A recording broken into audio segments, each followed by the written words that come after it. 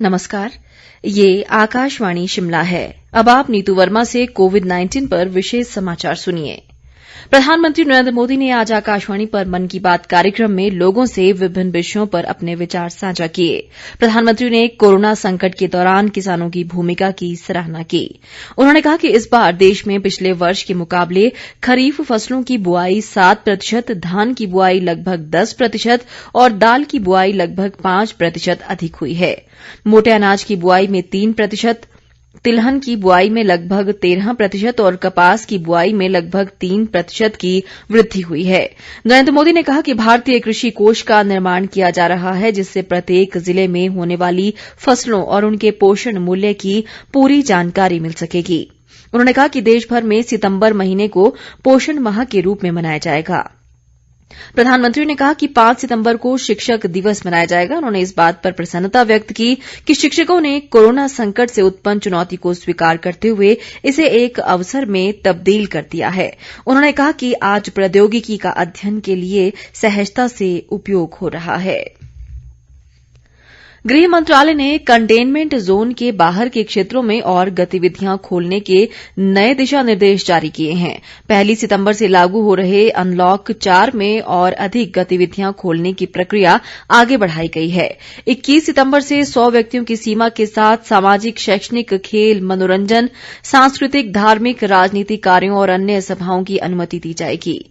इनमें मास्क लगाना, सुरक्षित दूरी के मानकों का पालन करना, थर्मल स्कैनिंग और हैंडवॉश या सैनिटाइजर का इस्तेमाल अनिवार्य होगा। 21 सितंबर से ओपन एयर थिएटरों को खोलने की अनुमति होगी। गृह मंत्रालय ने कहा कि राज्यों और केंद्र शासित प्रदेशों के साथ व्यापक विचार विमर्श के बाद निर्णय लिया गया है कि 30 सितंबर तक विद्यार्थियों और नियमित कक्षाओं के लिए स्कूल, कॉलेज, शैक्षिक और कोचिंग संस्थान बंद रहेंगे। ऑनलाइन या दूरस्थ शिक्षा की अनुमति दी जाएगी और इसे प्रोत्साहित किया जाएगा। गृह मंत्रालय ने कहा है कि राज्यों और केंद्र शासित प्रदेशों की सरकारें ऑनलाइन अध्यापन या टेलीफोन पर परामर्श देने और संबंधित कार्यों के लिए स्कूलों में 50% तक शिक्षण और गैर शिक्षण कर्मचारियों को बुला सकते हैं। प्रदेश में कोरोना संक्रमण मामलों की संख्या 5,799 हो गई है। आज अभी तक राज्य में कोरोना के 18 नए मामले आए हैं, जिनमें चंबा जिले में 11, शिमला में 3 और बिलासपुर, कांगड़ा, कुल्लू व सिरमौर जिले में एक मामला शामिल है। राज्य में इस समय कोरोना के 1,433 सक्रिय मामले हैं, जबकि 4,289 लोगों ने कोरोना से जंग जीती है। इसके अलावा प्रदेश में अभी तक कोरोना महामारी से 33 लोगों की मौत हुई है। सोलन जिले में सर्वाधिक 1,409 कोरोना संक्रमण के मामले आए हैं, जिनमें से 392 सक्रिय मामले हैं। देश में कोविड-19 महामारी के रोगियों के स्वस्थ होने की दर में सुधार का सिलसिला जारी है और यह दर आज 76.61% हो गई है। देश में अब ठीक हुए लोगों की संख्या इलाज करा रहे रोगियों की तुलना में 3.5 गुना हो गई है। रोकथाम के लिए लगातार किए जा रहे प्रयासों और समय पर उठाए गए कदमों से पिछले 24 घंटों में करीब 65,000 रोगी स्वस्थ हुए हैं, जिससे देश भर में अब तक कोविड महामारी से ठीक हुए लोगों की संख्या 27,13,933 हो गई है। केंद्रीय स्वास्थ्य मंत्रालय ने बताया है कि कोरोना महामारी का इलाज करा रहे रोगियों की संख्या देश भर में उपलब्ध वेंटिलेटरों की संख्या का सिर्फ 0.29% है, जबकि रोगियों में से करीब 2% मरीज ही आईसीयू में भर्ती हुए हैं।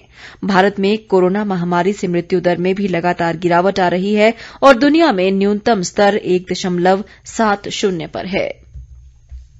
भारत ने पिछले 24 घंटे में कोरोना के 10.5 लाख से अधिक नमूनों की जांच करके एक महत्वपूर्ण पड़ाव पार कर लिया है। पिछले 5 महीने में देश की कोविड-19 परीक्षण क्षमता में जबरदस्त बढ़ोतरी हुई है। देश में अब तक कुल 4,14,61,000 से अधिक कोविड परीक्षण किए जा चुके हैं और संक्रमण की पुष्टि वाले रोगियों की संख्या औसतन 8.5% के निम्न स्तर पर बनाए रखने में भी सफलता मिली है।